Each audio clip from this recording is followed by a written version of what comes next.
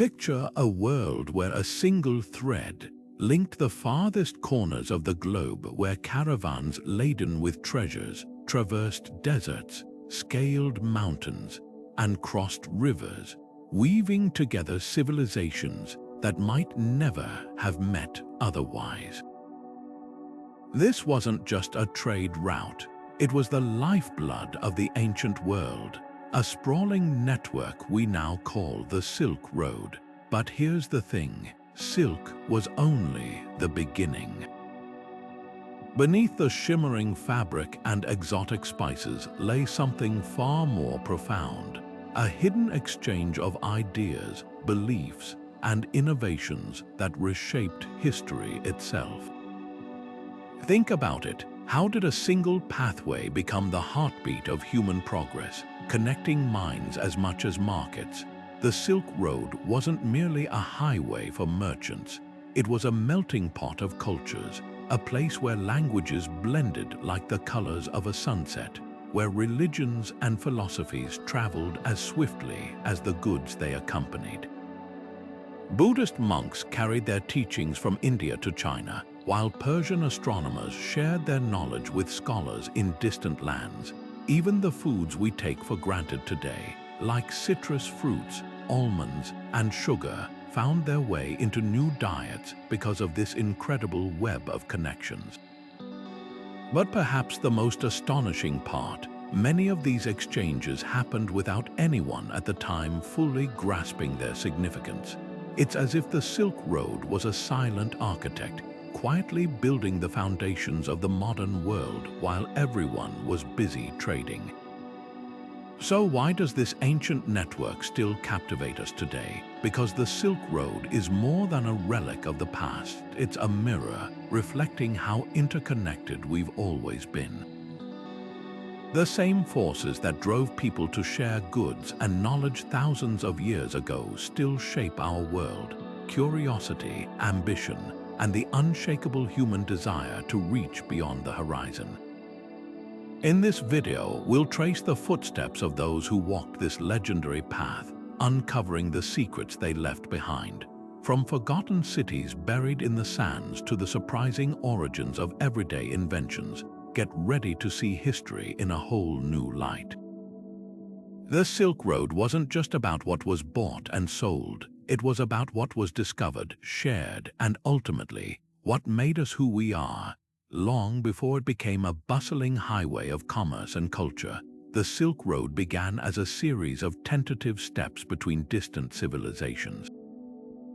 The story starts in China during the Han Dynasty around the 2nd century BCE, when Emperor Wu sent an envoy named Zhang on a mission that would change history. His goal was simple but daunting: forge alliances against nomadic tribes and find prized Fergana horses, known for their strength and speed. What he discovered instead was far more valuable, a world of untapped trade potential stretching far beyond China's borders. After 13 years of captivity and hardship, Zhang returned with tales of sophisticated cities, exotic goods, and kingdoms eager to exchange treasures. His reports ignited China's curiosity about the West, planting the seeds for what would become the Silk Road.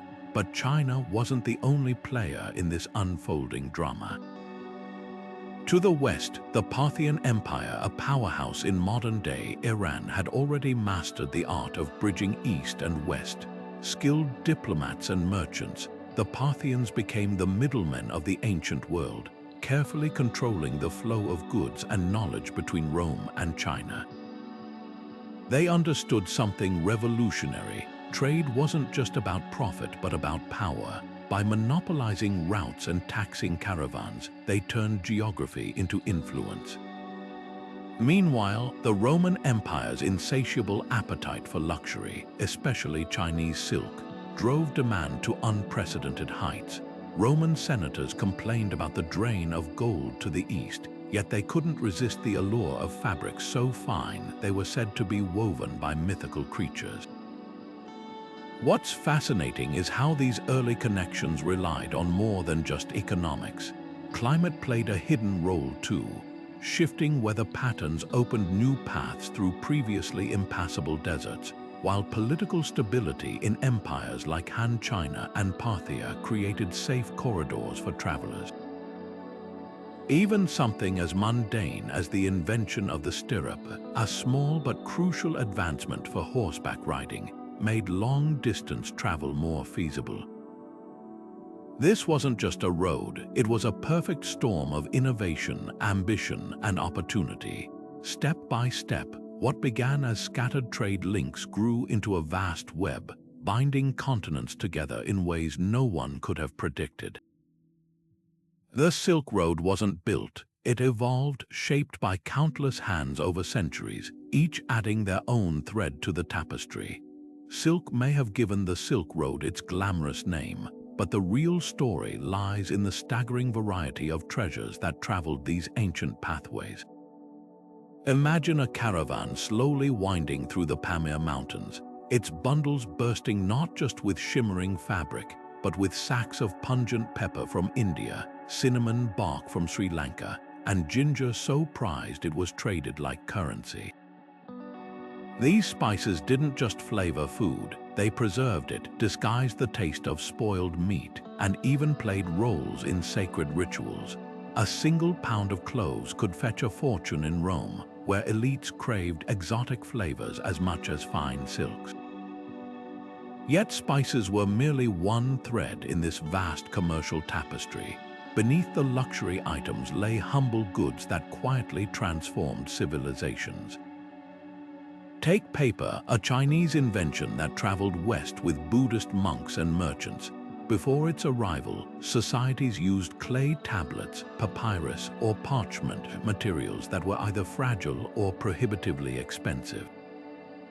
Paper's arrival in Samarkand sparked a knowledge revolution, enabling the spread of literature, scientific treatises, and administrative records across the Islamic world.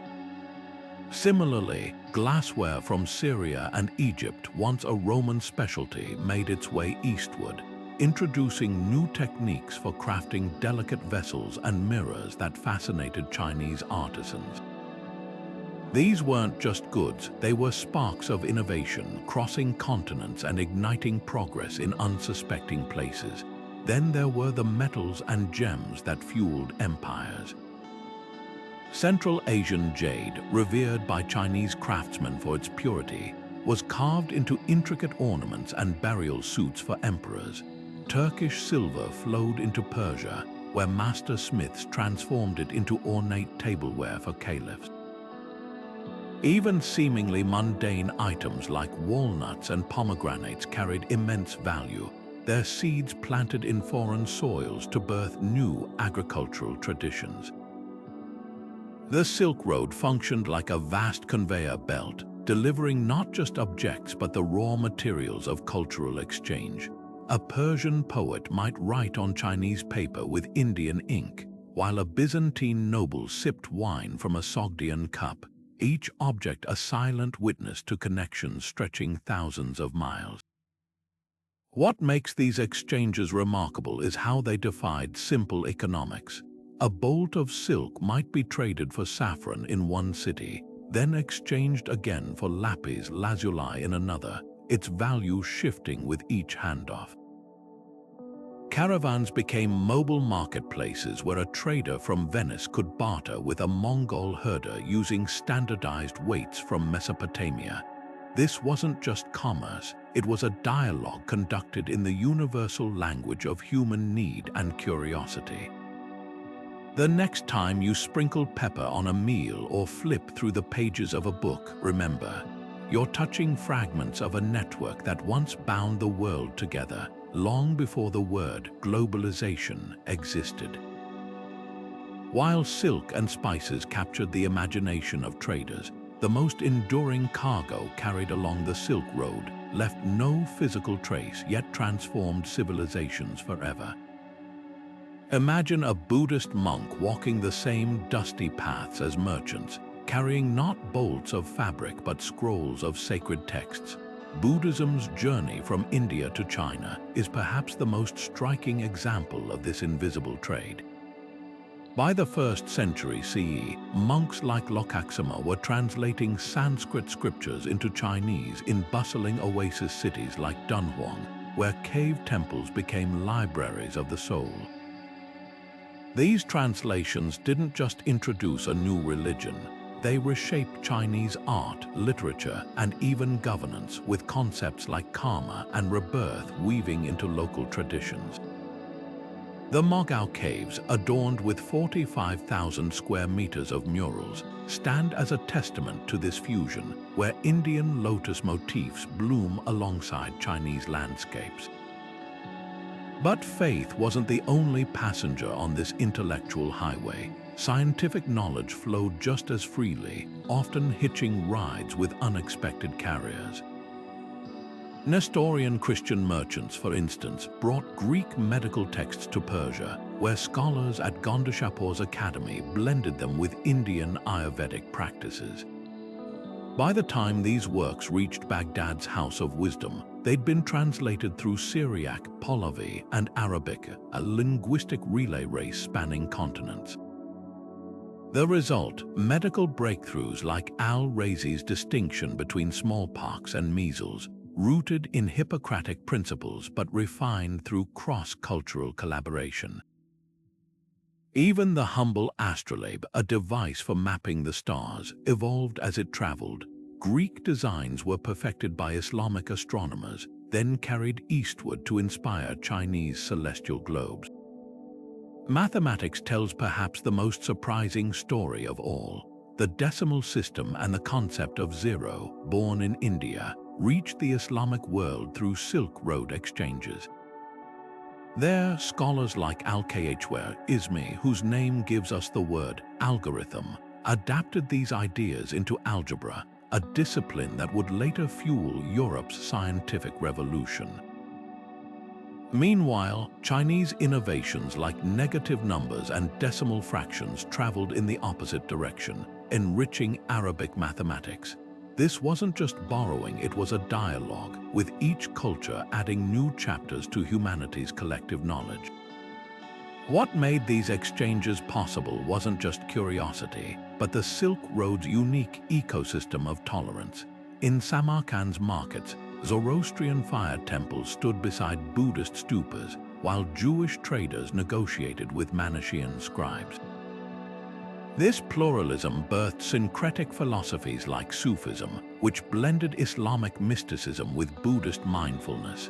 Even languages evolved. Sogdian, the lingua franca of traders, absorbed words from Sanskrit to Persian, creating a linguistic mosaic as vibrant as the goods being bartered.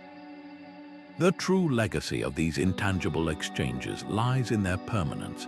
A bolt of silk might fray or fade, but the ideas that traveled those same routes, from the Buddhist sutras preserved in Dunhuang's caves to the astronomical tables guiding sailors across oceans, still shape our world.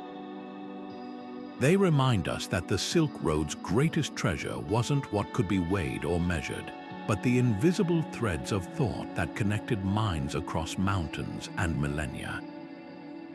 Among the countless travelers who braved the Silk Road's treacherous paths, none were more indispensable than the Sogdian, Central Asia's legendary traders, whose ingenuity turned a patchwork of routes into a seamless web of exchange. Hailing from the fertile valleys of modern-day Uzbekistan and Tajikistan, these merchants didn't just move goods, they moved worlds. Fluent in Persian, Chinese, Turkic, and more, they were the human bridges between empires, negotiating deals in bustling bazaars one day and deciphering diplomatic missives the next. Their secret wasn't just language, but an uncanny ability to navigate the unspoken rules of every culture they encountered. A Sogdian trader might share a toast with a Tang official using Chinese etiquette, then hours later, bargain with a nomadic chieftain over tea served in a felt-lined yurt, all while keeping accounts in a script adapted from Aramaic. But their brilliance came at a price. Every journey was a gamble against nature and human greed. Caravans crawling through the Taklamakan Desert, a name meaning, "You go in but never come out," faced scorching days and freezing nights with precious water supplies dwindling by the hour.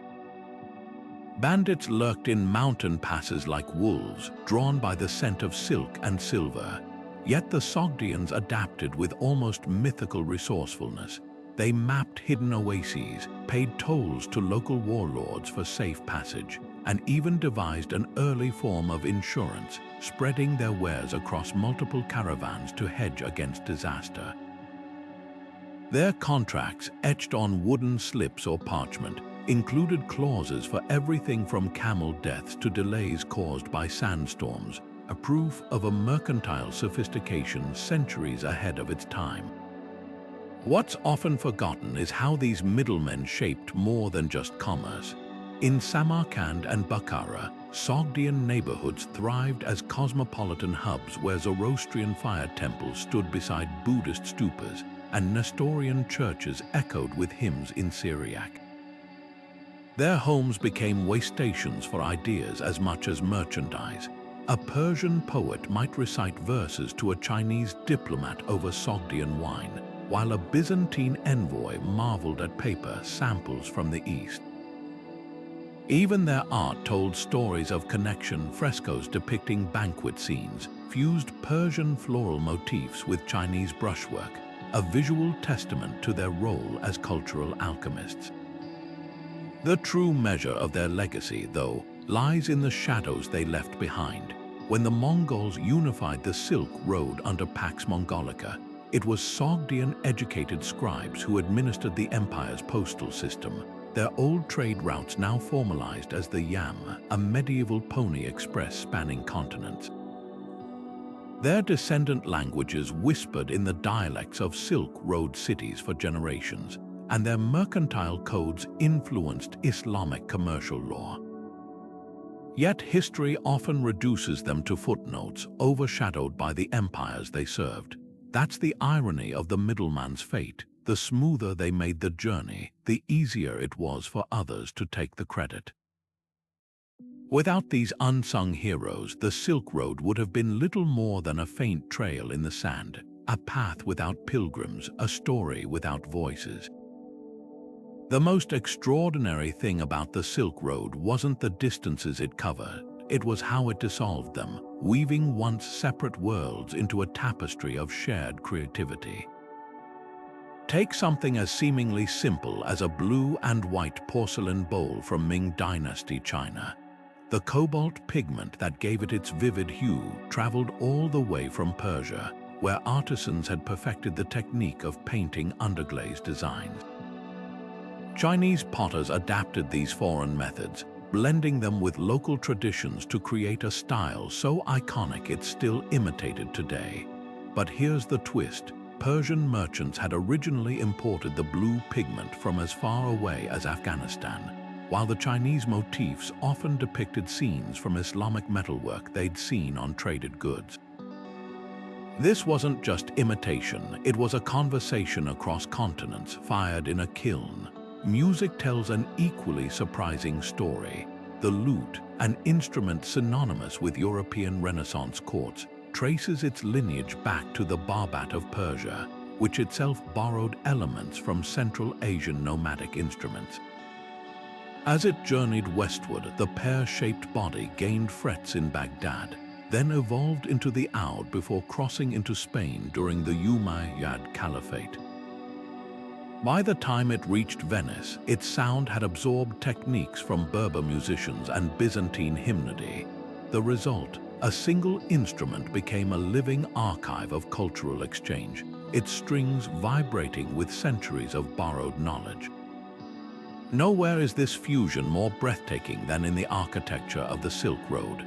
The Great Mosque of Qian, built by Chinese Muslims in the 8th century, soars with traditional curved roofs alongside Arabic calligraphy carved into wooden beams, a physical manifestation of two worlds merging. Meanwhile, the Buddhist caves of Dunhuang reveal something even more profound.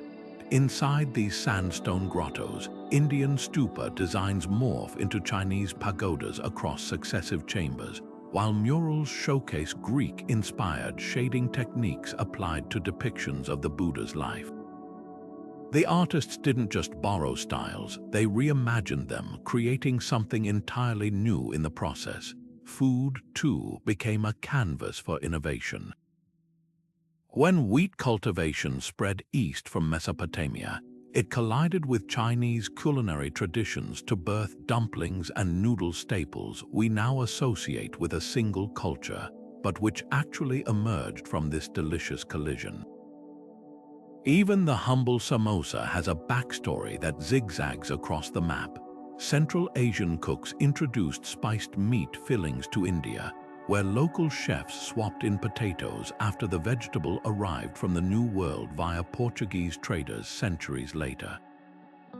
What made this cultural alchemy possible was the Silk Road's unique ecosystem of tolerance. In cities like Kashgar or Merv, a Zoroastrian might commission a tapestry from a Nestorian weaver using Chinese silk, while outside, a Hindu mathematician taught arithmetic to Arab scholars using numerals we now call Arabic. Identities weren't fixed, they were fluid, adapting like the patterns on a Silk Road carpet, each knot tied by different hands, yet forming a cohesive whole. This constant reinvention challenges our modern notions of cultural ownership. When we admire a Persian miniature painted with Chinese brushwork, or listen to a Mozart sonata that echoes Central Asian rhythms, we're witnessing the legacy of a world where borders were porous and creativity knew no homeland. The Silk Road didn't just transport goods, it dissolved the very idea of foreign, proving that the most enduring masterpieces are those with many parents. For all its brilliance as a conduit of ideas and riches, the Silk Road had a shadow, one that traveled just as swiftly as its caravans, leaving devastation in its wake. The same networks that carried silks and spices became superhighways for something far deadlier: disease. In the mid-14th century, the bubonic plague, later known as the Black Death, rode the trade routes from Central Asia to Europe with terrifying efficiency. Fleas hiding in the fur of Mongol ponies or nestled among bundles of grain jumped to rats, then to humans in crowded caravanserais. Within decades, whole cities from Crimea to Constantinople were hollowed out, their populations reduced to whispers. The plague didn't discriminate between merchant and monk, sultan or peasant. It was the grim equalizer of the medieval world. In Venice, ships drifted into harbor with no one left alive at the helm, while in Cairo, the historian Al-Makrizi wrote of streets so littered with bodies that the living could barely walk. But disease was only one of the road's cruel passengers. The very wealth that flowed along the Silk Road made its hubs irresistible targets for conquest. Take the ancient city of Merv, once a lush oasis of gardens and libraries in modern-day Turkmenistan. As a key junction between Persia and China, it thrived for centuries until 1221 when the Mongols arrived. According to Persian chroniclers, Genghis Khan's armies slaughtered nearly every inhabitant in a siege so brutal that the city never fully recovered. This pattern repeated itself across the centuries. The Byzantine and Sasanian empires clashed over control of Syrian trade cities, while Arab caliphs and Tang dynasty generals fought for dominance of Central Asian routes. Even the legendary Samarkand, the jewel of Timur's empire, was built on the bones of countless battles, its glittering mosques standing as monuments to both ambition and bloodshed. What's often overlooked is how these conflicts reshaped the Silk Road's very geography. When wars disrupted traditional paths, merchants forged dangerous detours through uncharted deserts or pirate-infested coasts. The rise of maritime trade wasn't just about innovation, it was a desperate workaround for land routes choked by warfare. Yet paradoxically, some conquerors understood that preserving the road's stability was key to their power. The Mongols, despite their reputation for brutality, enforced the Pax Mongolica, a period of relative peace that allowed Marco Polo to travel safely from Venice to Beijing. They standardized weights, punished bandits, and even introduced a primitive passport system. For a fleeting moment, the road's potential for unity outweighed its capacity for destruction. The Silk Road's darkest legacy, though, might be how it mirrored humanity's best and worst impulses. The same caravans that delivered medical texts from Baghdad to Beijing also carried the pathogens that wiped out entire communities. The oases where scholars exchanged astronomical theories were also battlegrounds for empires hungry for control.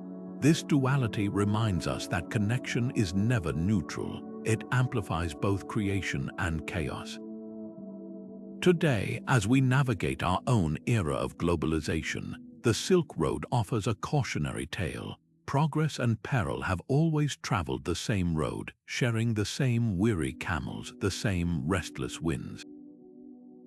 Marco Polo's name conjures images of camel caravans and glittering palaces, of a Venetian merchant who became the eyes and ears of Europe in the mysterious East. His book, The Travels of Marco Polo, written in the late 13th century, reads like a medieval bestseller, packed with descriptions of paper money, coal burning, and cities so grand they dwarfed anything in Europe. But here's the puzzle: for all its vivid details, Polo's account contains glaring omissions. He never mentioned the Great Wall of China, a structure impossible to miss. He didn't describe drinking tea, a daily ritual in Mongol courts. Even his supposed service to Kublai Khan, which he claimed lasted 17 years, leaves no trace in Chinese records. Could history's most famous traveler have been spinning tales? Historians have debated this for centuries. Some argue Polo never reached China at all, piecing together his stories from Persian merchants in Constantinople. Others point to his precise descriptions of Yuan dynasty court rituals, like the use of tiger-shaped tally boards for official messengers, a detail so obscure it's unlikely he'd have overheard it in a foreign bazaar. Then there are the curious errors. He described Japan as being covered in gold, a myth circulating among traders but wildly exaggerated. He claimed to have helped the Mongols conquer a Chinese city by building siege engines, yet the city in question had fallen years before his alleged arrival. These inconsistencies don't necessarily prove fraud. They might simply reveal how memories warp over time or how ghostwriters embellished his memoirs. What makes Polo's story so fascinating isn't just its veracity, but what it says about medieval Europe's hunger for the exotic. His descriptions of flying fire, likely gunpowder, and black stones coal that burned hotter than wood seemed like pure fantasy to his readers. When he wrote of the postal system's relay stations, where riders could swap horses every 25 miles to deliver messages across continents, Europeans dismissed it as impossible, yet the Mongols' Yam network did exactly that. Polo's tales, whether first-hand or borrowed, forced the West to confront a startling truth. The East wasn't a land of monsters and miracles, but of innovations surpassing their own. The real legacy of the travels might lie in its imperfections. Unlike dry diplomatic reports, Polo's narrative, flawed or not, painted the Silk Road as a living, breathing world. He described the creaking bamboo bridges of Yunnan, the sulfurous stench of oil wells in Baku, and the custom of covering mouths with silk veils when speaking to superiors, a practice later adopted by European courtiers. These intimate details, whether witnessed or recounted, gave Europeans their first visceral sense of a connected world. Even his critics admit, if Polo didn't go to China, someone who did fed him extraordinarily accurate gossip. Perhaps the question isn't whether Marco Polo lied, but why we care so much. His story endures because it embodies the Silk Road's essence, a place where fact and legend blurred, where every traveler was part explorer, part storyteller. In an age without photographs or passports, verification was secondary to wonder. Polo's greatest gift wasn't truth or fiction, but the spark he lit in generations of adventurers, from Columbus to modern historians still sifting his words for clues. The irony, even if half his tales were borrowed, they achieved what no dry chronicle could. They made the Silk Road feel alive. History books often paint the Silk Road as a world of male merchants and monks, but scratch beneath the surface and you'll find women weaving their own indelible threads into this vast tapestry. Take Princess Wencheng, a 7th century Chinese noblewoman whose journey to Tibet wasn't just a royal wedding. It was a diplomatic masterstroke. Sent to marry King Songtsen Gampo, she didn't merely bring silks as gifts. She carried Buddhist scriptures, agricultural techniques, and even a team of Chinese artisans who transformed Lhsa's skyline with pagoda-style temples. Local legends say she introduced tea to Tibet, a beverage that would become central to Tibetan culture. Her marriage didn't just unite two kingdoms, it created a cultural bridge that lasted centuries, proving women weren't just passengers on the Silk Road, they were its architects. Beyond palaces and politics, women shaped commerce in ways that defied the era's conventions. In the bustling markets of Samarkand, Sogdian businesswomen like the formidable Lady Nanai ran trading empires from behind carved wooden screens, negotiating deals for everything from turquoise to Tang dynasty porcelain. Persian legal documents from the 8th century reveal something astonishing. Contracts signed by female merchants who owned caravanserais along major routes. These weren't exceptions, they were part of a hidden network of women who traded through family connections, using kinship ties to bypass restrictions on female travel. A letter unearthed in Dunhuang captures this perfectly. A Aighe woman named Tog has instructed her brother in Constantinople to sell her shipment of indigo dyes, adding precise instructions about market prices and quality checks. Then there were the artisans whose hands literally wove the Silk Road's legacy. In imperial workshops from Damascus to Chang'an, unnamed women perfected the art of sericulture, a closely guarded Chinese secret for centuries. It was their skill that turned silkworm cocoons into fabrics so luminous they sparked wars. Recent archaeological finds tell an even richer story. Fragments of textiles from Palmyra bear patterns matching those in Han Dynasty tombs, suggesting female weavers across continents exchanged techniques through patterns alone. Some of the most exquisite pieces, like the 8th century Hunter King silk found in Switzerland, feature distinctly Central Asian motifs stitched with Chinese precision, a silent testament to collaborative craftsmanship across cultures. Perhaps the most overlooked figures were the women who kept the Silk Road alive in its quietest moments. In caravanserais from Aleppo to Kashgar, wives of merchants and stablemasters served as healers, linguists, and cultural interpreters. A 15th century Persian manuscript describes a woman named Gohar who spoke 7 languages and mediated disputes between traders from different faiths. Others, like the Mongol noblewoman Turajin Khotun, wielded power so deftly that she ruled the empire as regent, ensuring trade routes stayed open during turbulent successions.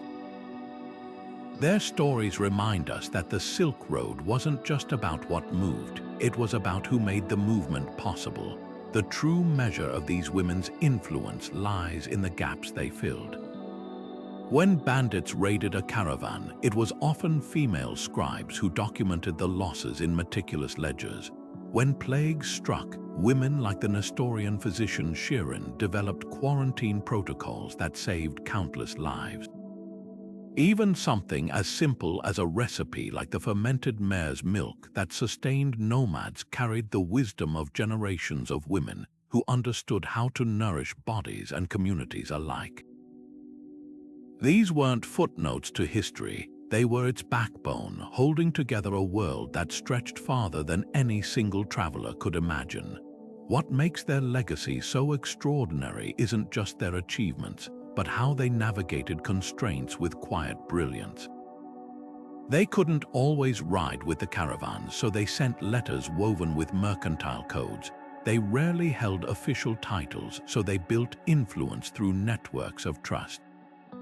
The Silk Road's greatest lesson might be this: connection thrives not just in the visible exchanges, but in the unseen hands that guide them. As we trace these hidden pathways today, we're not just rediscovering lost stories, we're rewriting history itself, one thread at a time. Some of humanity's most transformative inventions didn't spread through conquest or proclamation. They traveled quietly in the saddlebags of Silk Road merchants, hidden among bolts of silk and sacks of spice. Take paper, a humble Chinese innovation that would ignite intellectual revolutions across continents.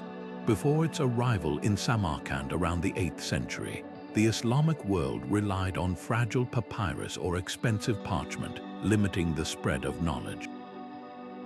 But when Chinese papermakers captured after the Battle of Tollas in 751 revealed their secrets, everything changed. By mixing mulberry bark with hemp fibers, they created a durable, affordable surface perfect for writing.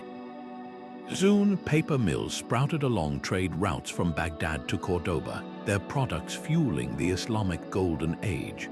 Without this transfer, the House of Wisdom scholars might never have preserved Greek philosophy, advanced algebra, or mapped the stars with such precision, foundations Europe would later build upon during the Renaissance. Not all technological exchanges were so peaceful. The stirrup, a simple foot brace developed by nomadic horsemen in Central Asia, revolutionized warfare with terrifying efficiency. When it reached Europe via Avars and Byzantines in the 6th century, it transformed knights into unstoppable forces. Suddenly, a mounted warrior could wield a lance without toppling, turning cavalry charges into medieval tanks. This small innovation reshaped feudalism itself, as armored knights became the backbone of armies, their dominance lasting until gunpowder arrived, another Silk Road import with earth-shattering consequences. Speaking of gunpowder, its journey from Chinese alchemy labs to European battlefields reads like a cautionary tale. Initially used for fireworks and medicinal remedies, the explosive mixture traveled west with Mongol invasions and Arab traders. By the 1300s, cannons were pounding Constantinople's walls, rendering castles obsolete. Yet here's the irony: the same technology that destabilized medieval Europe also propelled its age of exploration, as ship-mounted guns enabled voyages that would ultimately reroute Silk Road commerce entirely. Less dramatic but equally profound were the everyday technologies that slipped into lives unnoticed. The wheelbarrow, a Han Dynasty labor saver, reached Europe via Persian traders, boosting construction speeds.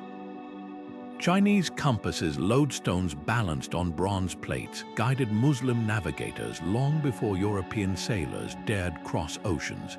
Even agricultural advances like the collar harness, which allowed horses to pull plows without choking, spread along these routes, doubling farm yields from France to the Fertile Crescent. Perhaps the most overlooked innovation was the Silk Road itself, a logistical marvel that functioned as the ancient internet. Its relay stations, standardized weights, and even early forms of bills of exchange, precursors to checks, created a system so efficient that a merchant in Venice could fund a purchase in Hangzhou without carrying a single coin. This infrastructure didn't just move goods, it moved possibilities, proving that the greatest technology of all might be connection itself. What makes these exchanges remarkable isn't just their scale, but their unpredictability. A tool designed for firework displays toppled empires, a farmer's harness reshaped economies, a captured soldier's craft birthed libraries. The Silk Road taught humanity a timeless lesson: progress rarely happens in isolation. It's the collisions between cultures, needs, and ideas that spark the innovations echoing through centuries. Today, as we tap screens made with minerals from 3 continents, we're still walking that same ancient road, whether we realize it or not. Picture biting into a juicy orange or cracking open a walnut, simple pleasures we rarely stop to consider. Yet these everyday foods owe their global presence to the Silk Road, where they began as exotic rarities carried by daring merchants.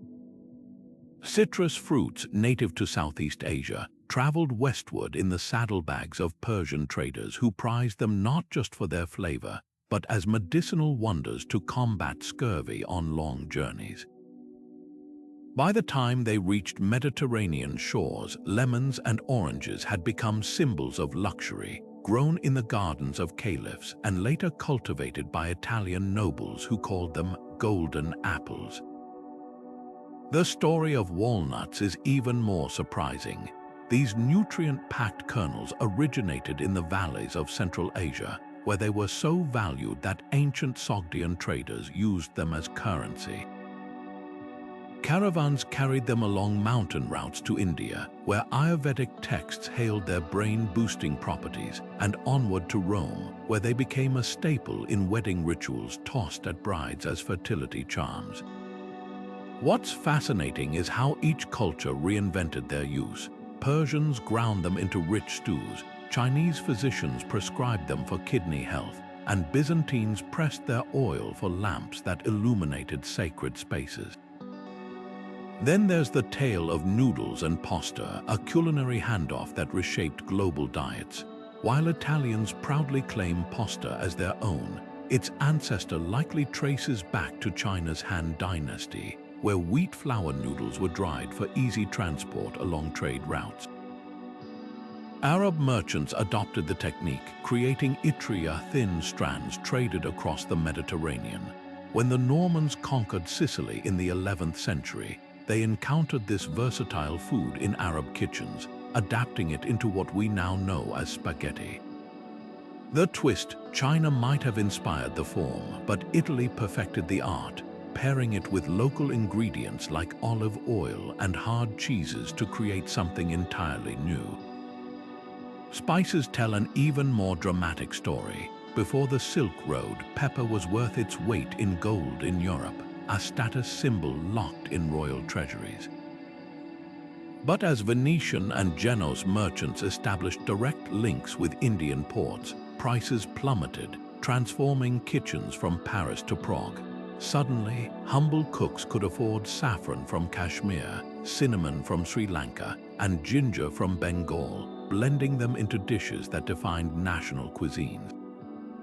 The British love of curry. It began with Mughal-era spice blends carried to London aboard East India Company ships, themselves descendants of Silk Road trade networks. Perhaps the most enduring legacy lies in the fusion cuisines born along these routes. In Samarkand's bazaars, Persian pilaf absorbed Chinese stir-frying techniques to become plov, now Uzbekistan's national dish. Tibetan momo dumplings, stuffed with yak meat and flavored with cumin from the Middle East, showcase how ingredients and methods merged across borders. Even something as universal as bread evolved. Central Asian flatbreads like naan met Chinese steam buns in the oases of Xinjiang, creating hybrid varieties still baked in clay tandoors today. What makes these culinary exchanges remarkable isn't just their scale, but their intimacy. A single recipe could carry the labor of countless hands: a Turkic herdsman's cheese, a Punjabi farmer's chili, a Greek fisherman's olive harvest, all converging in one pot over a fire. The next time you twirl spaghetti or sprinkle cinnamon on your oatmeal, remember, you're tasting the echoes of a world connected long before globalization became a buzzword. The Silk Road didn't just move goods, it set the table for modernity itself, one shared meal at a time. The Silk Road's caravans didn't just carry silks and spices, they bore something far more precious: the sacred texts, relics, and beliefs that would reshape the spiritual map of the ancient world. Imagine a Buddhist monk like Xuanzang setting out from Chang'an in the 7th century with little more than a wooden staff and an unshakable determination. His 17-year journey through the Taklamakan Desert, and over the Hindu Kush was a pilgrimage of near impossible odds: bandits, blizzards, and starvation at every turn. Yet he returned with 657 Buddhist texts strapped to his pack, translations that would redefine Chinese Buddhism forever. What's astonishing isn't just his endurance, but how typical it was. From Nestorian Christians fleeing persecution to Sufi mystics seeking disciples, the Silk Road teemed with travelers whose cargo wasn't measured in weight, but in faith. Cities along the route became living experiments in coexistence. Take Samarkand, where Zoroastrian fire temples stood shoulder to shoulder with Buddhist stupas, and Nestorian churches echoed with hymns in Syriac just streets away from Jewish merchants reciting Hebrew prayers. This wasn't mere tolerance, it was a thriving marketplace of the soul, where religions borrowed and blended with startling creativity.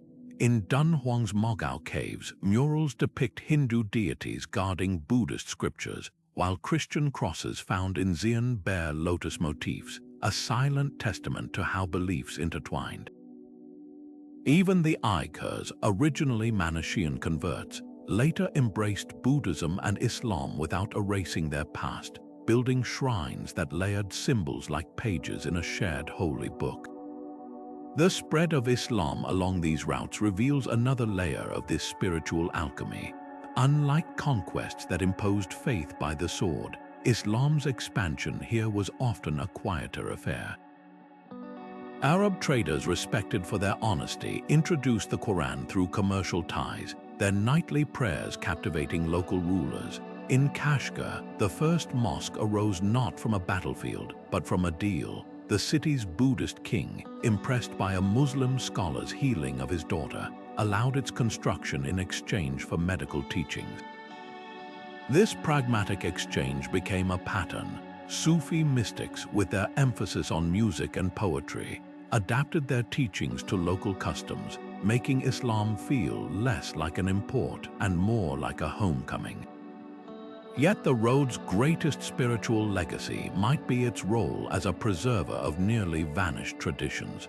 When Buddhism faded in India, it was Silk Road cities like Khotan and Kucha that safeguarded Sanskrit texts until they could return centuries later.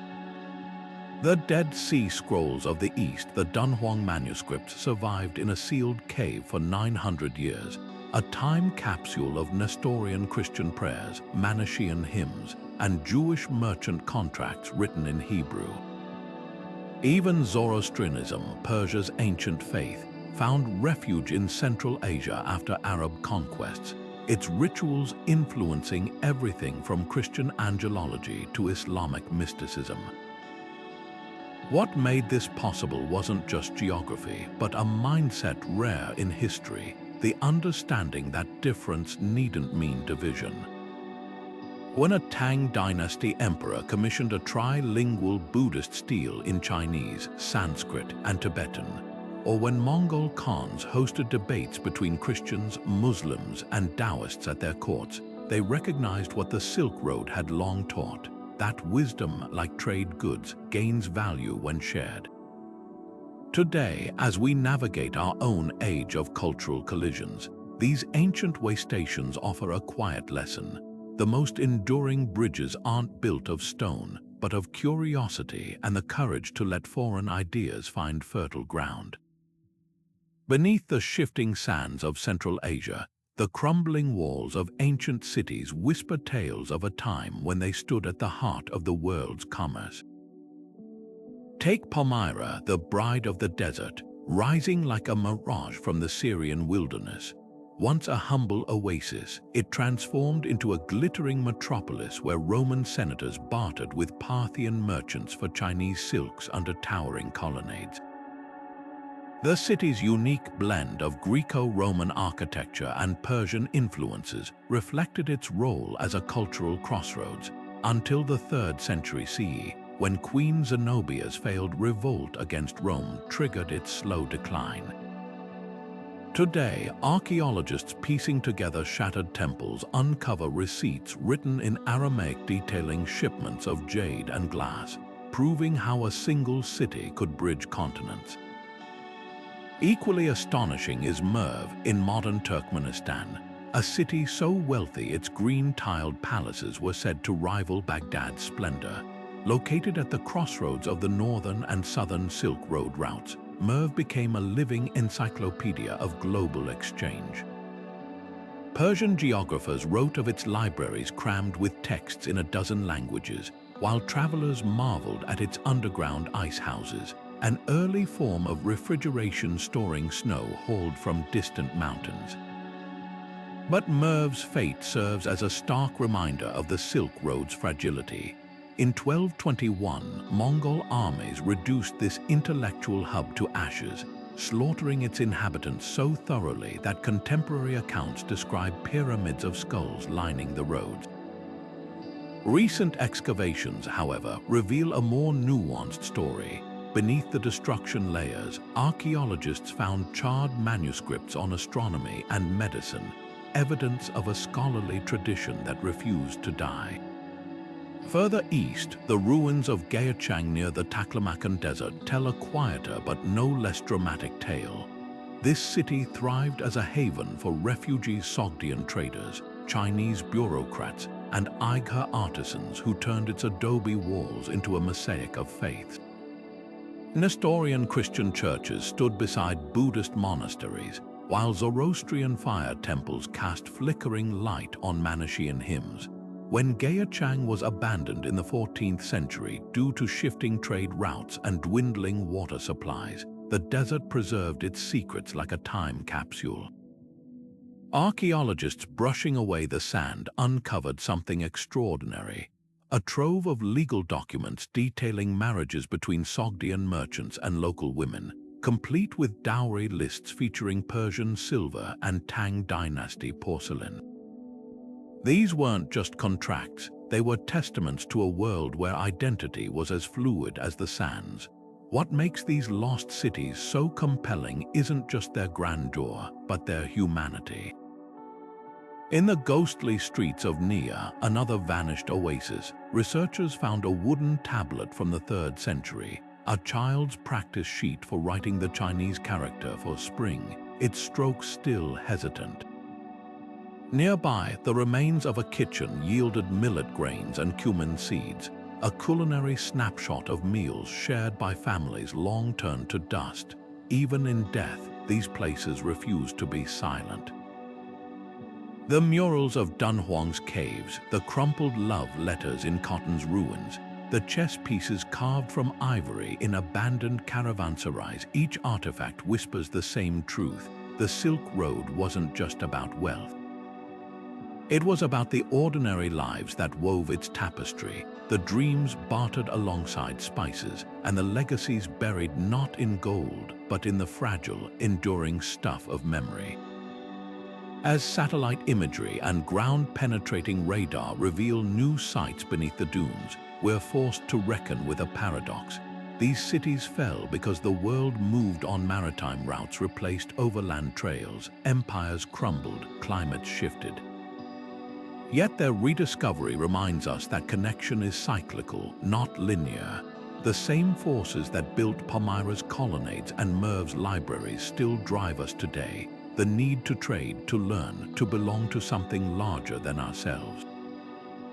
The sand may have swallowed their streets, but their stories, like the Silk Road itself, continue to travel.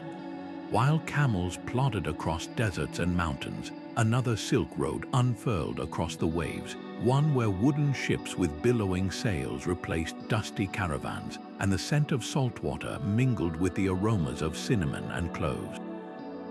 The Maritime Silk Road was the ocean's answer to the overland trails, a liquid highway stretching from the bustling ports of Guangzhou to the spice-laden docks of Zanzibar.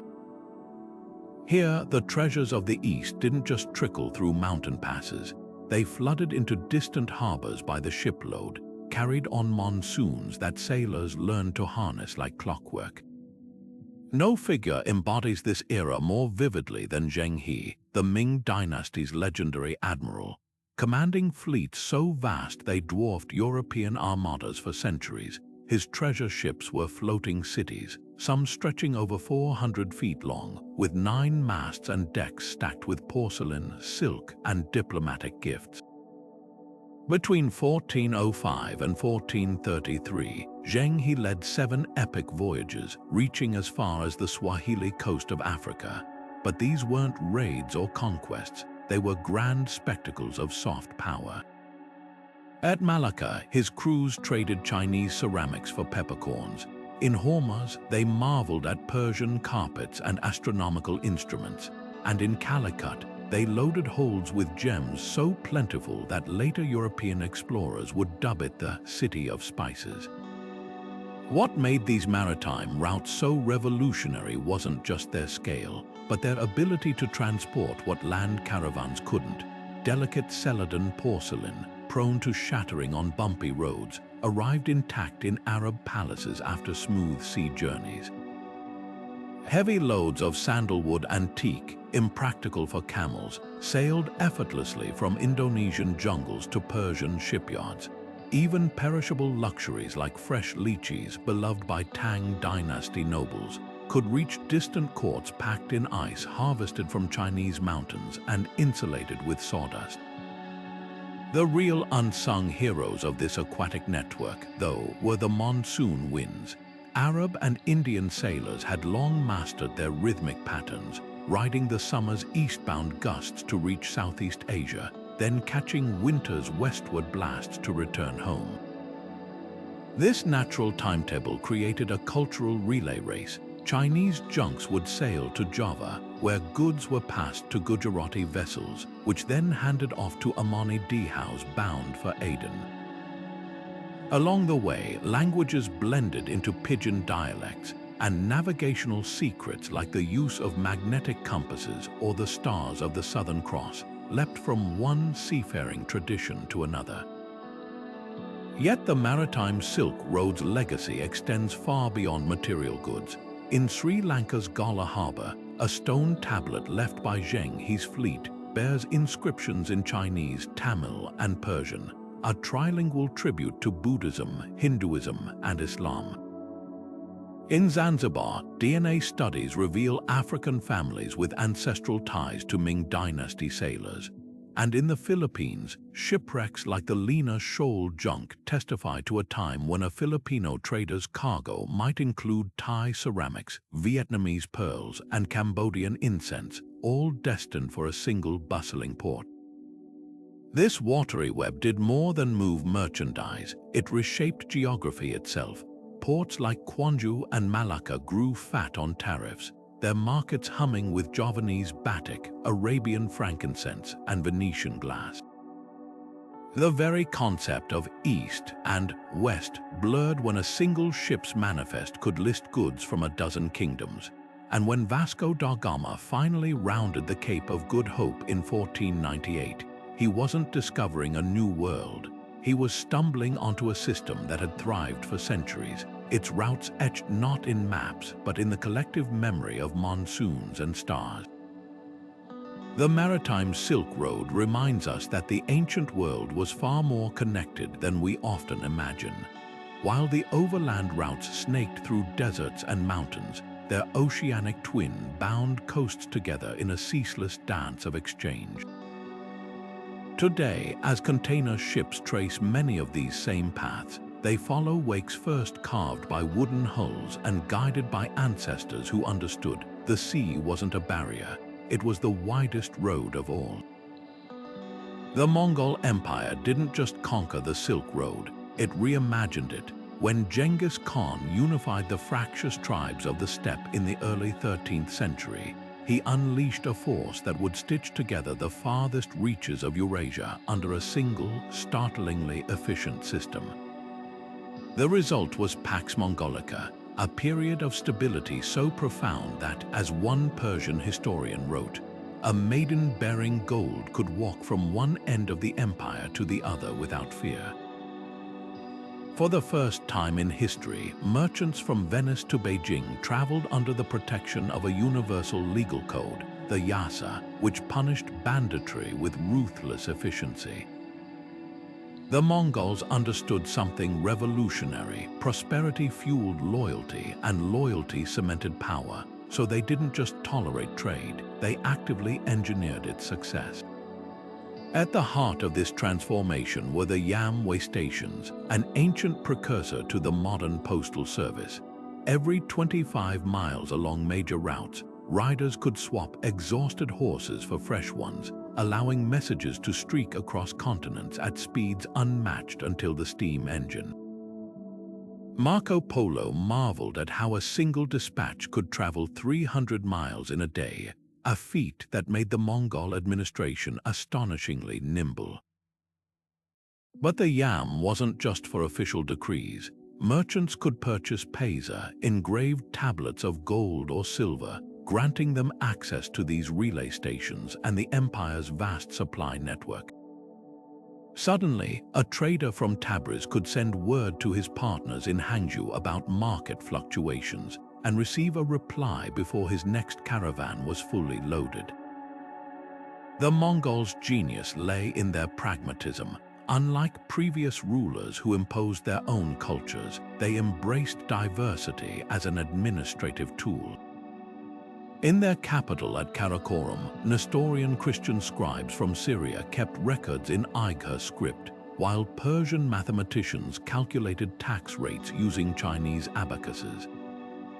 This pluralism extended to religion. Genghis Khan's descendants married Buddhist princesses, consulted Muslim scholars, and patronized Christian artists. When the Mongol Ilkhan Ghazan converted to Islam, he didn't persecute other faiths.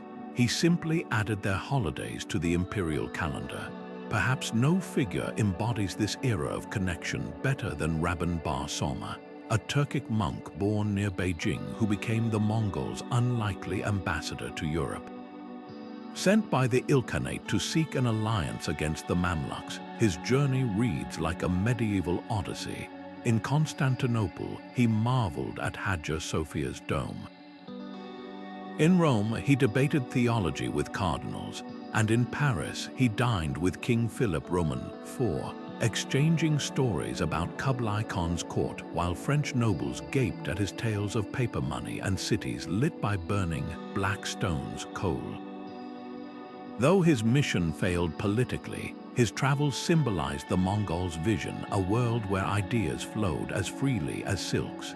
The Pax Mongolica's true legacy wasn't just safer trade, but the birth of a truly global consciousness. For a fleeting century, a merchant in Crimea could sell wool to a Chinese official who paid with silver mined in Afghanistan, weighed on Persian scales and stamped with Arabic calligraphy. The very concept of foreign blurred when a single Mongol passport granted access to lands spanning from the Danube to the Yellow River. This wasn't mere peace, it was the first draft of globalization, written not with treaties but with horse hooves and caravan bells. And when the empire eventually fractured, the pathways it forged remained like ghostly tracks in the steppe grass, waiting for the next travelers to follow. Among the wind-swept dunes of the Taklamakan Desert, the Mogao caves of Dunhuang stand as a silent gallery of the Silk Road's artistic soul. Here, over 1,000 years, Buddhist monks and traveling artisans covered nearly 50,000 square meters of rock with vibrant murals, Indian deities draped in Chinese silks, Central Asian donors with Persian facial features, and celestial musicians playing instruments from Greece to Gandhara. What makes these paintings extraordinary isn't just their beauty, but their layers. Early caves showcase Gandharan influences with their Greco-Buddhist drapery, while later chambers reveal Tang dynasty elegance, where bodhisattvas float on clouds resembling those in Chinese landscape scrolls. Even the pigments tell a story of exchange. Lapis lazuli from Afghanistan, cinnabar from Persia, and malachite from the Altai Mountains, each color carrying the geology of distant lands.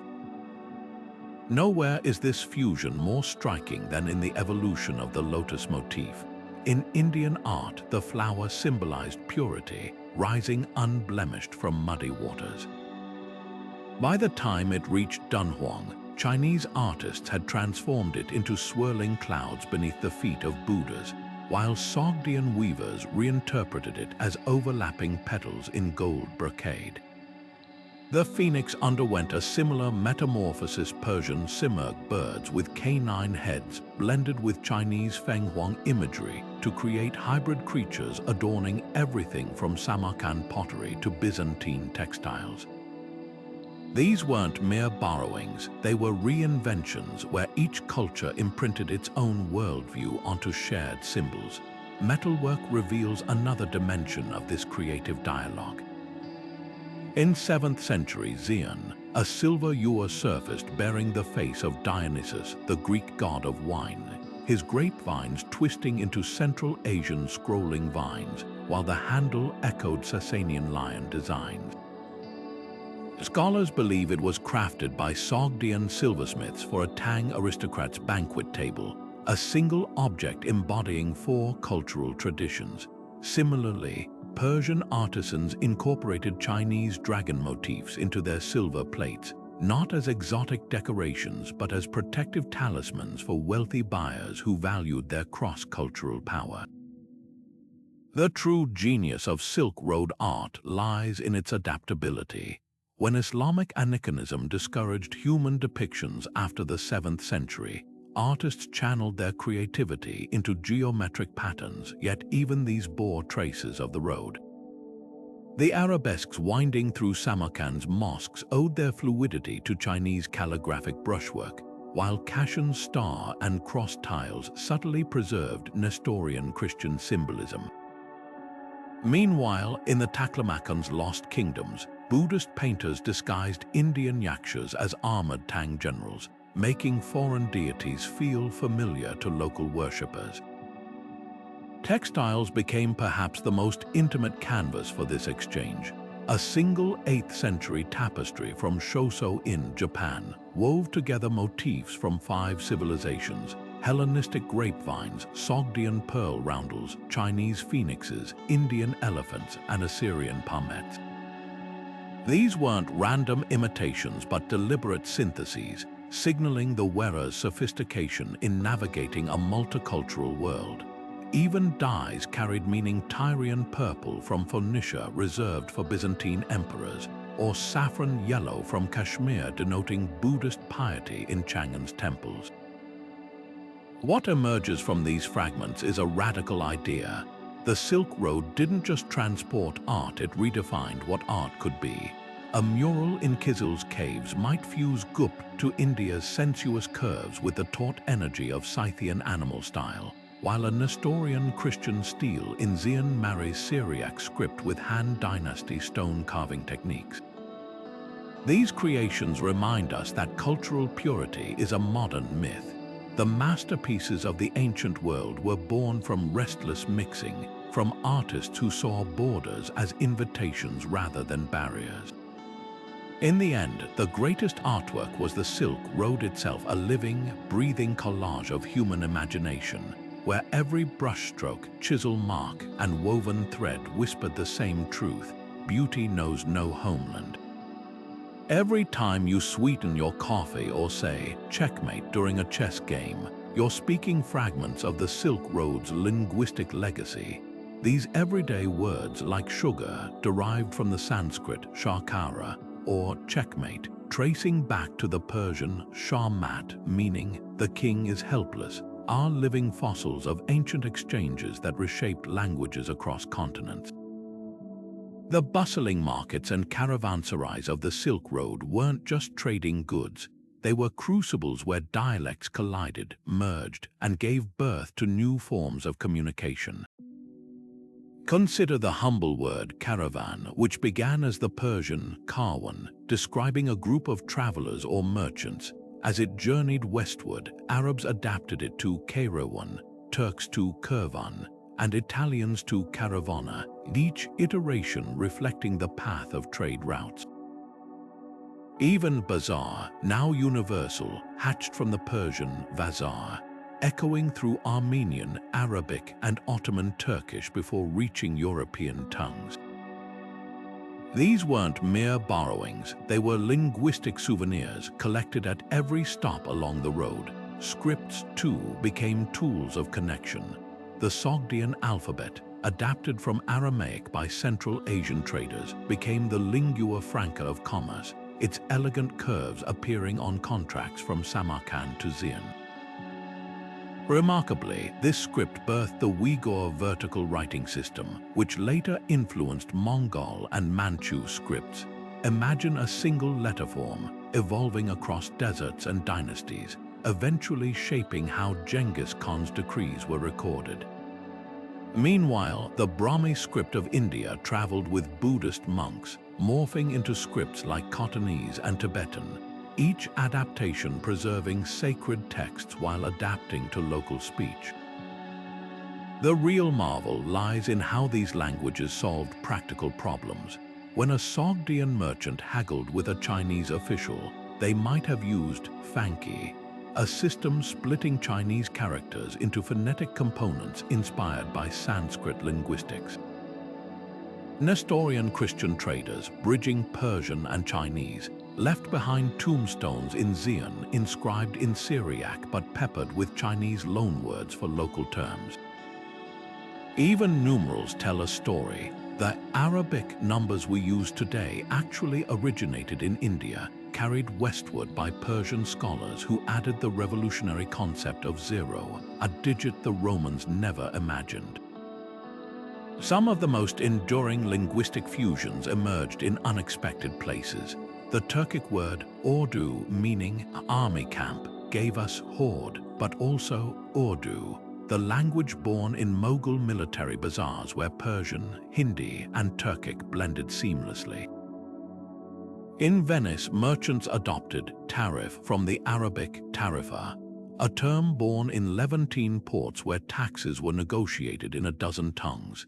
Even the word serendipity owes its existence to Persian fairy tales about Sri Lankan merchants, later adapted by English writers. What makes this linguistic alchemy extraordinary is its intimacy. Unlike conquests that imposed languages by force, the Silk Road fostered organic exchanges. A Tibetan monk might chant Sanskrit mantras with a local accent, while a Byzantine scribe jotted Turkish loanwords in the margins of Greek texts. These weren't errors, they were evidence of living, breathing communication. Today, when we say azure from Persian, lajwood for lapis lazuli, or musk from Sanskrit muska, we're not just using words, we're invoking the whispers of camel drivers, the laughter of market storytellers, and the quiet diplomacy of translators who stitched the ancient world together, one syllable at a time. Silk wasn't just a fabric, it was a revolution draped over shoulders from Rome to Chang'an. When Roman elites first encountered Chinese silk in the 1st century BCE, they were convinced it was woven from the gossamer threads of mythical trees. The sheer impracticality of its luxury, so light it shimmered, so sheer it revealed the body beneath, sent shockwaves through a society that prized wool's stolid dignity. Senators railed against this foreign indulgence, even passing sumptuary laws to restrict its use, but the allure proved irresistible. By Nero's reign, silk was so ubiquitous at Roman banquets that critics complained the city's gold reserves were draining eastward to pay for it. Yet what began as a scandal became a status symbol, with wealthy matrons layering translucent silks over dyed linens in a kaleidoscope of colors that would have been unimaginable before the Silk Road unraveled Europe's sartorial conservatism. Across the continents, clothing became a canvas for cultural dialogue. Central Asian nomads introduced the kaftan, a practical, knee-length robe designed for horseback riding, to Persian courts where tailors transformed it into a masterpiece of embroidery. By the time these garments reached Byzantine nobility, they'd absorbed Chinese floral motifs and Sogdian geometric borders, their sleeves widening like wings to signal imperial grandeur. Even the humble belt buckle told a story of exchange. Turkic craftsmen in Mongolia fashioned them from jade carved with Chinese dragon motifs, while Gothic chieftains on Europe's edges wore versions studded with garnets from Indian mines. Patterns whispered secrets across languages. The Chinese phoenix, symbolizing renewal, soared onto Sasanian silks as the simurgh, a Persian mythical bird. Buddhist lotus flowers bloomed on Coptic Egyptian tunics unearthed in Mediterranean ports, their petals reinterpreted by weavers who'd never seen the sacred plant. Dyes carried even deeper meanings. Tyrian purple, extracted from Mediterranean sea snails, was so costly that Byzantine emperors monopolized its use, yet in Tang Dynasty China, it became the signature hue of Taoist immortals, its rarity transcending cultural divide. Meanwhile, indigo from India's Indus Valley stained the robes of Japanese aristocrats and Berber nomads alike, its deep blue evoking both the heavens and the depths of the human spirit. The real fashion rebels were the Sogdian merchants, whose wardrobes became a riot of cultural appropriation. A single mural from Panjikent shows a trader in a Chinese-inspired round collar robe paired with Sasanian striped trousers and a Hellenistic diadem, a walking testament to the Silk Road sartorial free-for-all. These weren't just outfits, they were strategic statements. By dressing as their clients did, merchants built trust, their clothing signaling, "I speak your language even if my tongue stumbles." What makes these textile exchanges extraordinary is how they defied hierarchy. A 7th century Byzantine silk fragment found in France bears a pattern of elephants and Zoroastrian fire altars, designs borrowed from Sasanian Persia, then reworked in Constantinople's imperial workshops for export to Frankish kings.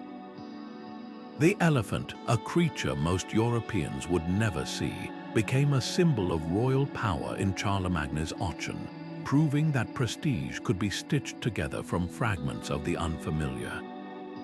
Even armor wasn't immune to fashion's reach.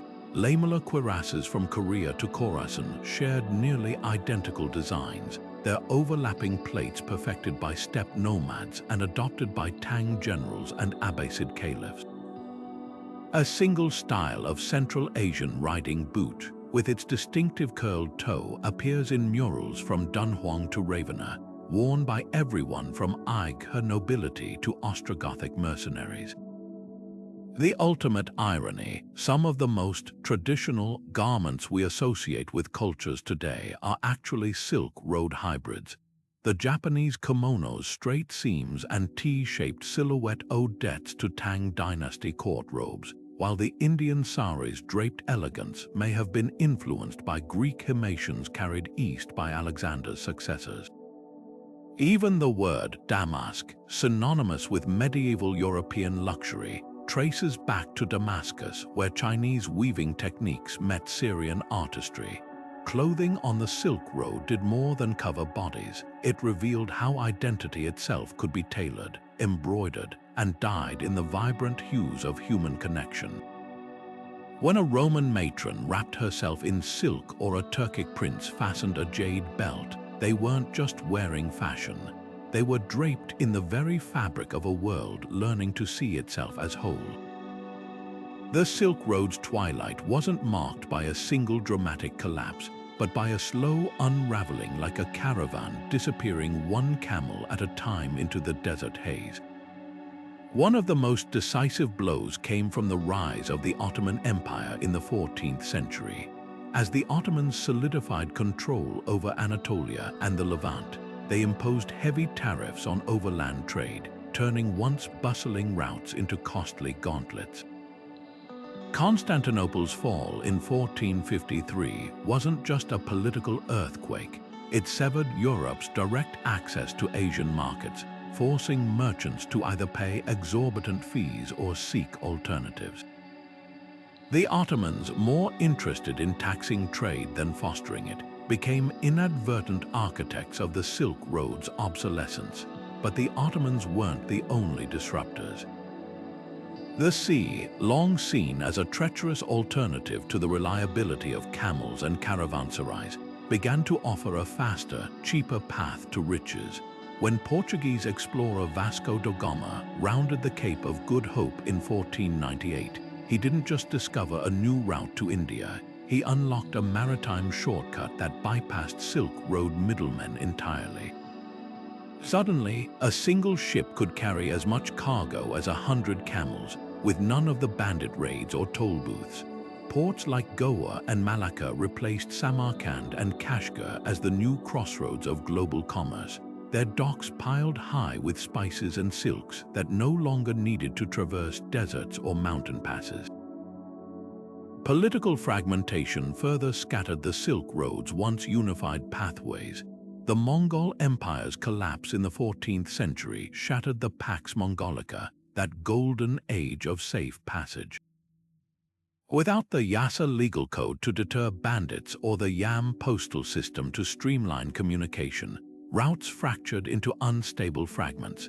Local warlords and petty kingdoms sprang up like weeds along the trade corridors, each demanding their own tolls and tribute. A merchant traveling from Venice to Hangzhou in 1500 faced a patchwork of hostile territories, whereas 2 centuries earlier, he'd have moved under the protection of a single, sprawling empire. Yet, even as the routes faded, the Silk Road's legacy refused to vanish. Its ideas outlasted its infrastructure. The printing techniques that spread from China to Europe along those very paths fueled the Renaissance and Reformation.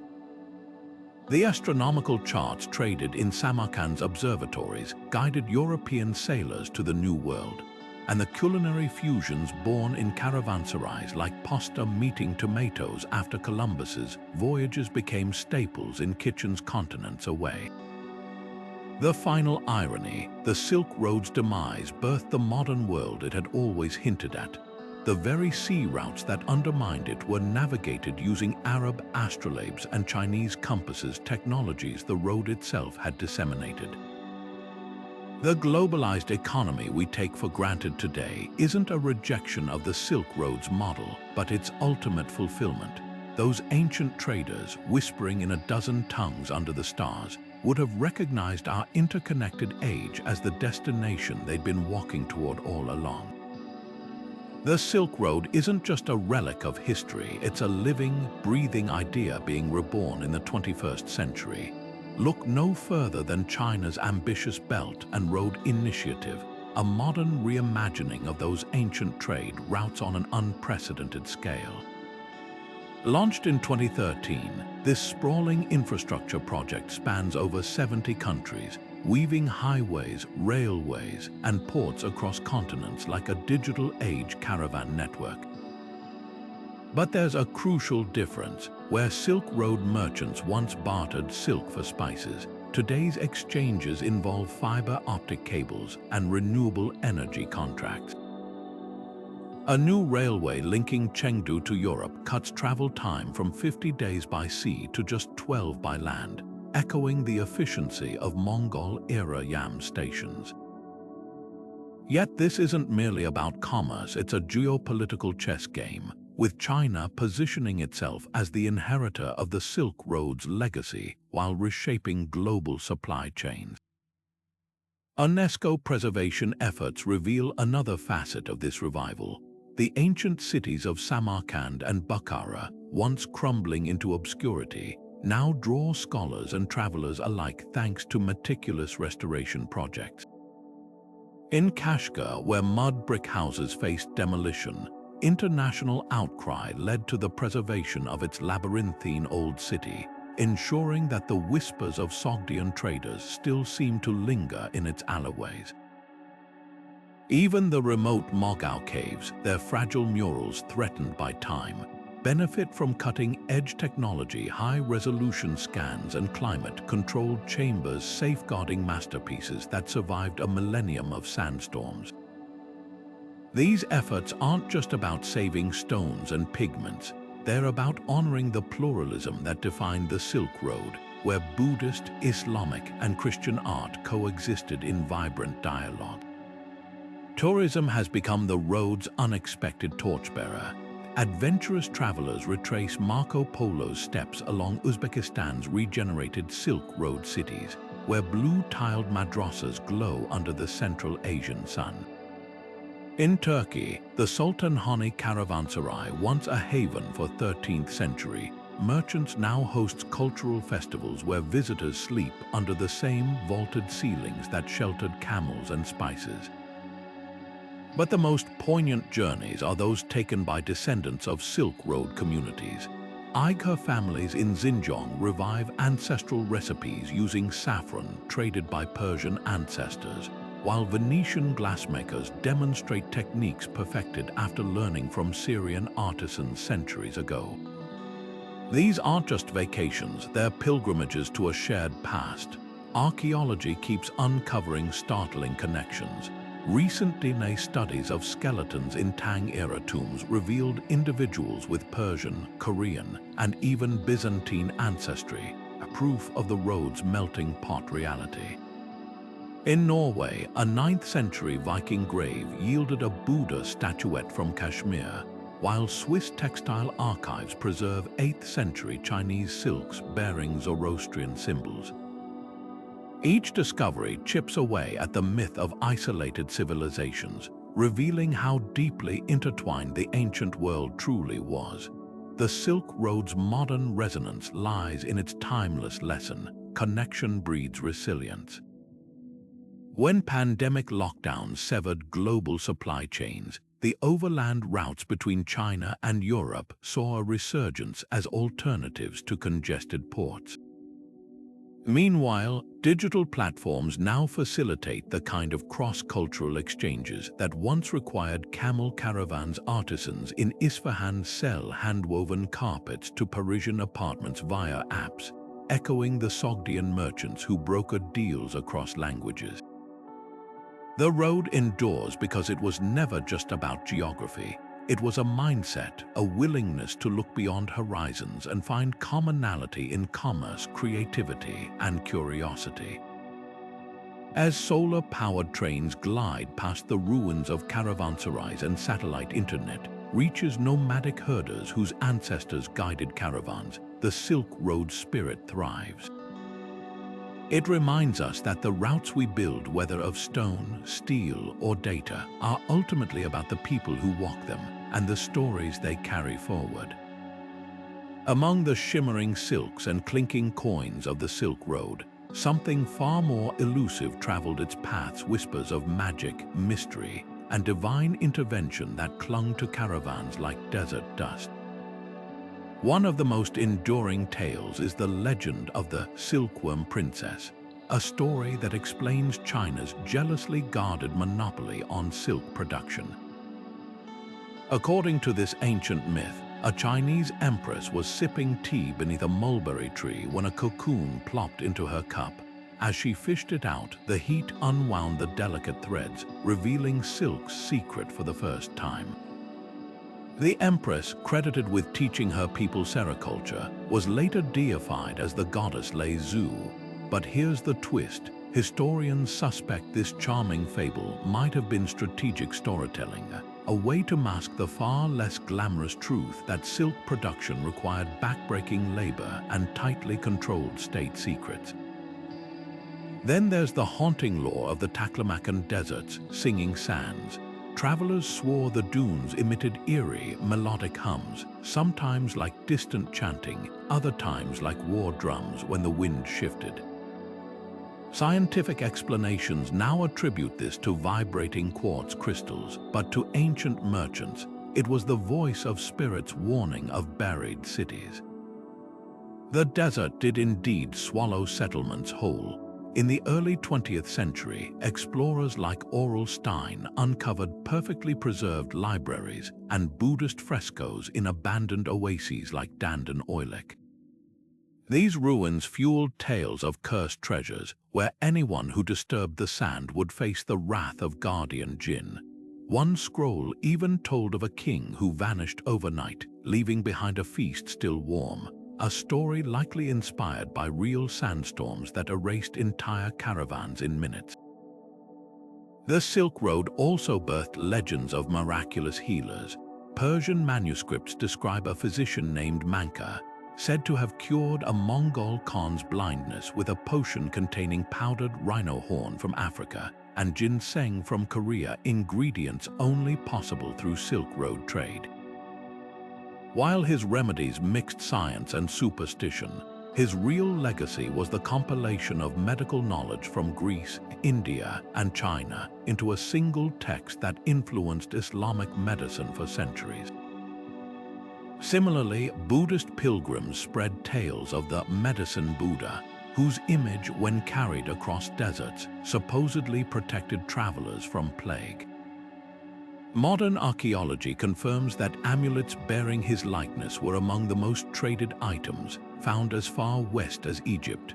Perhaps no myth captures the road's peril and promise better than the story of the wandering monk's treasure. According to Dunhuang manuscripts, a 7th century monk hid a trove of scriptures in a cave to save them from invaders, sealing the entrance with a mural.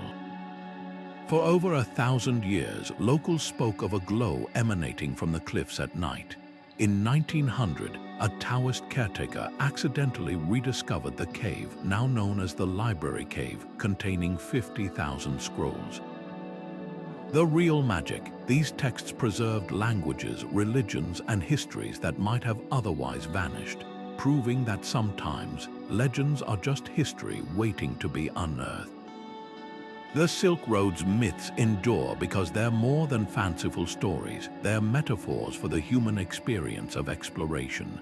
The Silkworm Princess embodies discovery born of accident. The singing sands echo the land's untamable spirit, and the hidden treasures remind us that the greatest rewards often lie just beneath the surface. These tales, whether fact or fiction, are the road's true immortality whispered across time like the wind over the dunes, forever inviting us to listen. The Silk Road's caravans didn't just transport goods, they reshaped the very earth beneath their feet, leaving an environmental legacy as complex as the cultures they connected. Consider the jade mines of cotton, where centuries of digging to satisfy China's insatiable demand for the sacred green stone turned riverbanks into cratered landscapes. Miners diverted entire waterways to expose new veins, disrupting ecosystems that had sustained communities for millennia. The same hands that carved delicate lotus pendants from this precious stone also unknowingly triggered erosion that would choke irrigation canals downstream, forcing oasis cities to abandon fertile lands. This wasn't isolated devastation from the ruby pits of Badakhshan to the silver mines of Anatolia. The Silk Road's appetite for luxury goods gouged wounds into mountainsides that still scar the earth today. Yet the most far-reaching changes came from seemingly small exchanges.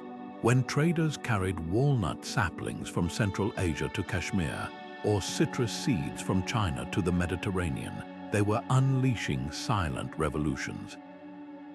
Persian gardens flourished with new peach and apricot varieties, while Chinese farmers adopted grapes originally cultivated in the Fergana Valley.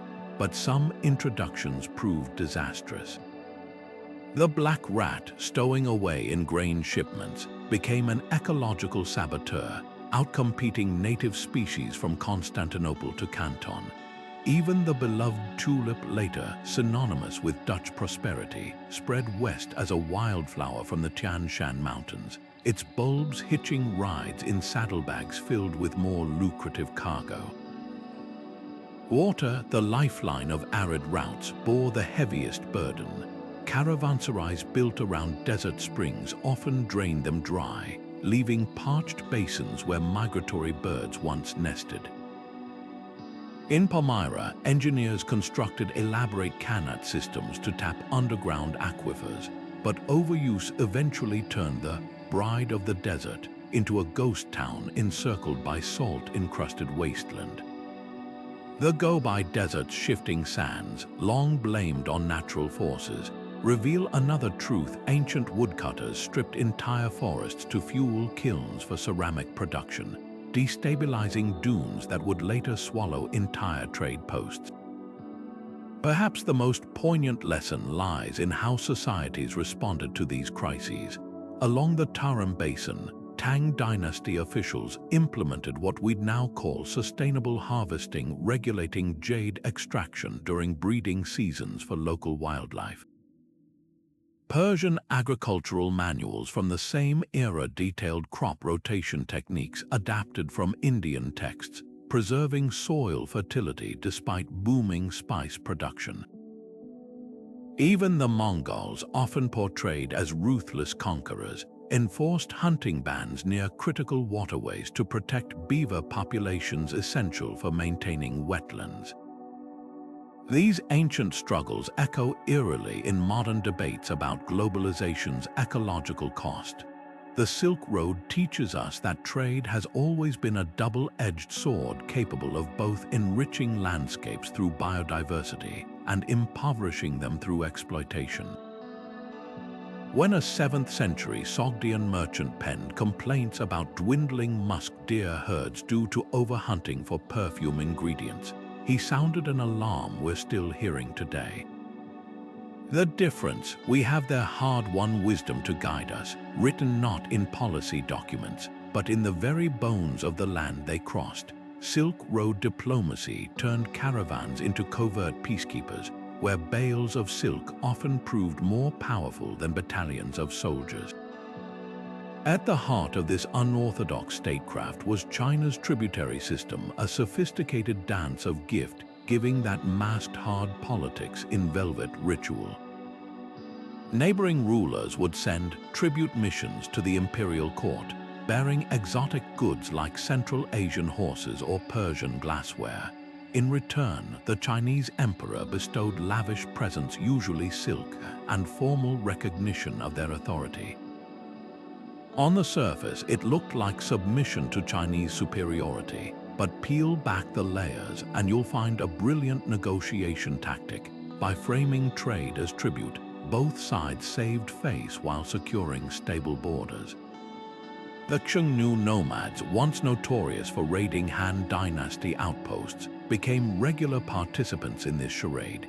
Their leaders received titles like Loyal Prince of the Steppes, alongside enough silk to keep their tribes content, a far cheaper solution than endless frontier wars. Merchants emerged as unlikely ambassadors in this delicate ecosystem. Sogdian traders, with their fluency in multiple languages and cultures, often carried confidential messages between hostile states. A 7th century letter discovered in Dunhuang reveals how a Sogdian merchant named Nanai Vandak mediated between Turkic khans and Tang officials, using tea ceremonies to diffuse tensions over grazing rights. The real genius of these commercial diplomats lay in their neutrality. They had no territorial ambitions, only a vested interest in keeping trade routes open. When the Byzantine and Sasanian empires teetered on the brink of war over Armenian wool tariffs in 571, it was Armenian merchants who brokered a compromise, fixed quotas in exchange for Byzantine access to Persian-controlled ports. Even religions became tools of economic détente. The Aigha Khoganate's conversion to Manichaeism in the 8th century wasn't just spiritual. It was a strategic move to strengthen ties with Sogdian trading partners who followed the faith. Similarly, when Buddhist monks from Gandhara secured safe passage through Kushan territories, they didn't just carry scriptures, they transported commercial intelligence about market conditions and political alliances.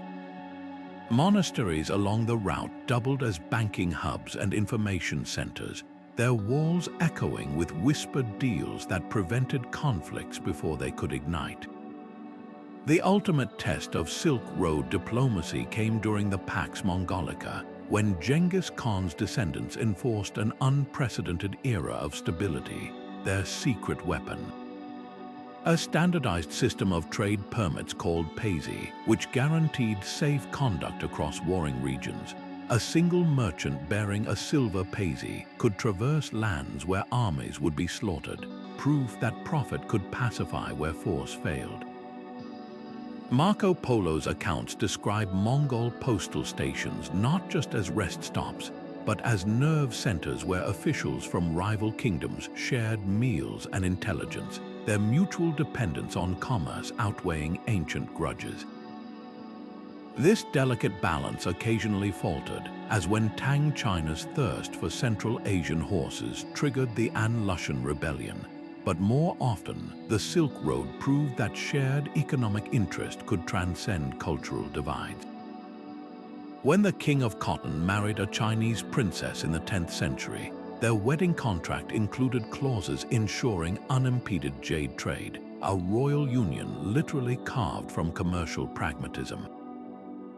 These weren't idealistic peace accords. They were hard-nosed calculations that stable trade lines filled coffers more reliably than conquered territories. The lesson etched into these ancient agreements still resonates. Civilizations that exchange goods tend to stop exchanging blows. From the spice treaties between Venice and Mamluk Egypt to the tea-for-horse barters of the Sichuan frontier, the Silk Road's greatest commodity wasn't silk or silver. It was the fragile but enduring peace that flourished when profit became everyone's common language. Archaeologists are rewriting Silk Road history one trowel scrape at a time, uncovering secrets buried for centuries beneath desert sands and mountain passes. In China's Xinjiang region, excavations at the Astana graves have revealed an astonishing time capsule, perfectly preserved mummies clad in vibrant silks, their faces still flushed with traces of rouge, surrounded by grape leaves and dumplings placed as afterlife provisions. These weren't just burials, they were multicultural statements. One Tang dynasty official rests in a coffin painted with Zoroastrian fire altars, his pockets stuffed with Byzantine gold coins and a Sogdian love letter folded beside him. Nearby, a child's tomb held a toy camel loaded with miniature bales of silk, its wooden frame carved to mimic Bactrian breeds from Afghanistan. Groundbreaking technology is illuminating what the naked eye could never see. In the Taklamakan Desert, LiDAR scans have exposed an entire shadow network of alternate routes previously unknown, narrow defiles where merchants diverted to avoid bandits or toll stations. These ghostly trails, visible only from the air, explain mysterious gaps in historical records, showing how caravans adapted like water flowing around obstacles. Meanwhile, soil analysis along the Hexi corridor has detected microscopic particles of horse dung and wheel grease dating back 2,000 years, allowing researchers to reconstruct traffic patterns with startling precision. The data reveals that peak travel seasons aligned not just with weather, but with Buddhist pilgrimage calendars and nomadic tribal gatherings, proof that commerce and culture moved in lockstep. Some discoveries challenge long-held assumptions. The terracotta warriors near Qian, traditionally seen as purely Chinese artifacts, recently yielded traces of European mitochondrial DNA in their pigments, evidence that Greek artisans may have influenced their creation following Alexander the Great's Eastern campaigns.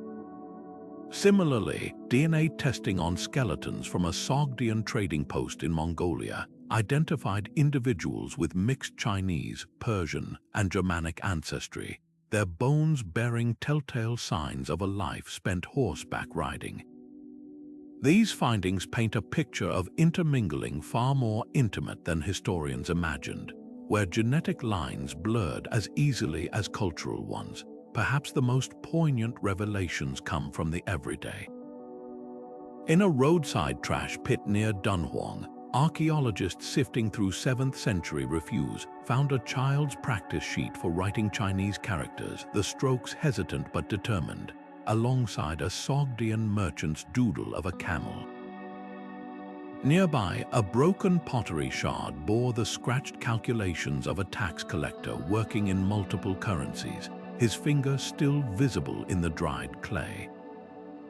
These fragments, once discarded as worthless, now speak louder than imperial edicts about how ordinary people navigated a connected world. The future of Silk Road archaeology lies in collaboration. Chinese and Uzbek teams recently digitally reconstructed a Buddhist monastery near Termez using fragments scattered across 12 museums worldwide. German chemists analyzing Turpan textiles identified 7 shades of indigo from different regions in a single robe, a sartorial map of the Silk Road's reach. As satellites pinpoint buried settlements and AI deciphers faded manuscripts, we're not just rediscovering lost cities, we're reassembling the living, breathing humanity that once made them pulse with life. Every shard of pottery, every strand of DNA adds another stitch to the tapestry, proving that the Silk Road's greatest treasures weren't in its chests, but in the invisible threads between them. The Silk Road's winding trails and larger-than-life characters have long ignited the imaginations of storytellers, transforming dusty caravan routes into the stuff of cinematic dreams. Take Netflix's Marco Polo, a lavish series that drenched the Mongol court in gold and intrigue. Though historians might wince at its liberties, like portraying Kublai Khan as a chess-playing philosopher king. The show's true magic lay in its sensory overload. Saffron-hued silks billowing in desert winds, the clatter of dice in shadowed caravanserais, and the whispered deals that shaped empires. It's a vision less concerned with textbooks than with evoking the road's visceral allure, where every spice sack and dagger carried a secret. Video games have taken this escapism even further. Silk Road Online lets players step into the boots of merchants, bandits, or mercenaries navigating a pixelated version of the ancient network. The game's barter system, where players haggle over virtual lapis lazuli or Persian carpets, oddly mirrors real historical practices right down to the risk of digital highwaymen. Meanwhile, Assassin's Creed chronicles, China spins a tale of Ming Dynasty espionage along the route, blending factual landmarks like the Great Wall with mythical Templar conspiracies. These games thrive on the road's inherent drama, the tension between risk and reward, the clash of cultures, and the thrill of the unknown. Literature has painted the Silk Road in richer, more nuanced strokes. Colleen McCullough's The Song of Troy reimagines it as a backdrop for Greek and Persian rivalries, while Amitav Ghosh's The Ibis trilogy traces opium's destructive journey along its maritime branches. But perhaps most striking is Liu Cixin's The Three-Body Problem, which uses the Silk Road metaphorically, a network of cosmic communication as fragile and consequential as those ancient trade lines.